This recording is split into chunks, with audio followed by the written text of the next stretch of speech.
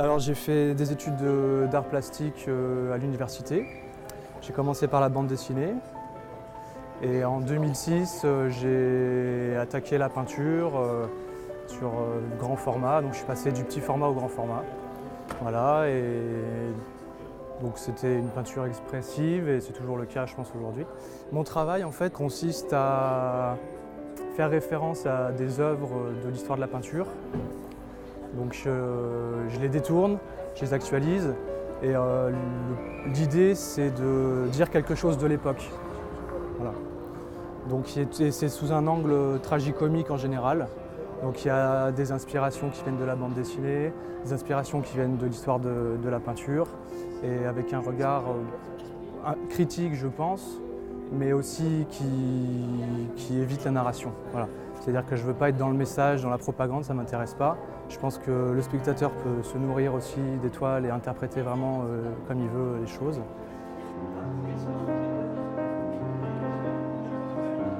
Je bosse aussi à partir du cinéma, à partir de la littérature, à partir de la musique. Je travaille en musique, donc ça englobe plein de choses. Ouais. Ça me fait penser un peu à la figuration libre, où c'était des mecs qui ne mettaient aucune frontière dans tous les arts, qu'ils soient populaires, plastiques, etc. Et qui se nourrissaient de tout ça et qui mettaient ça ensemble, donc c'est beaucoup de références. Et du coup, je travaillais à partir du cinéma américain, Cronenberg, Kubrick. Pour faire une peinture, ça dépend, ça peut être plusieurs séances de travail, ça peut être aussi très rapide, une séance ou deux. Donc ça dépend de la taille, du format, ça dépend. Des fois, je passe une semaine sur un petit format et une journée sur un grand.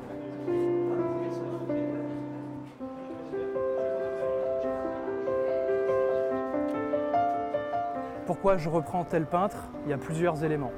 Il y a plusieurs paramètres, il y a plusieurs choses qui rentrent en jeu. Déjà, c'est parce que, bien souvent, c'est parce que j'aime le peintre, c'est-à-dire j'aime son œuvre.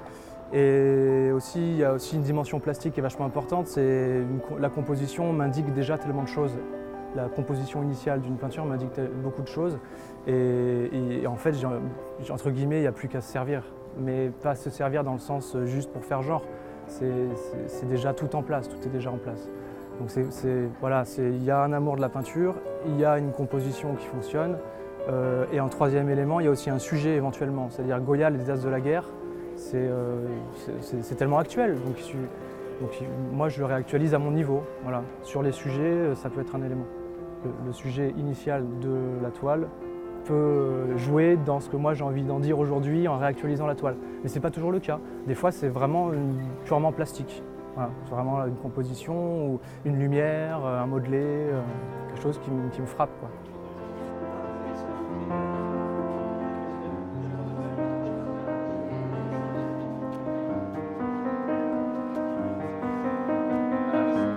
C'est un parcours, c'est des déclics, c'est des découvertes de peintres, c'est prendre connaissance de choses nouvelles. Moi, je ne suis pas du tout art abstrait, mais Jackson Pollock m'a mis une certaine claque, et Willem de Kooning aussi.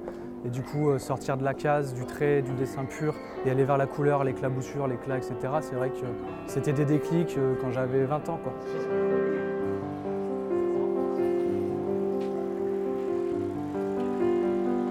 Je suis très influencé par tout ce qui est autour de moi, tout ce que je regarde, l'actualité, les autres peintres. Donc c'est pas juste une nécessité intérieure, ça sort pas juste comme ça et c'est pas que soi face à la toile. Au contraire, c'est surtout le monde extérieur à travers mon filtre, je pense.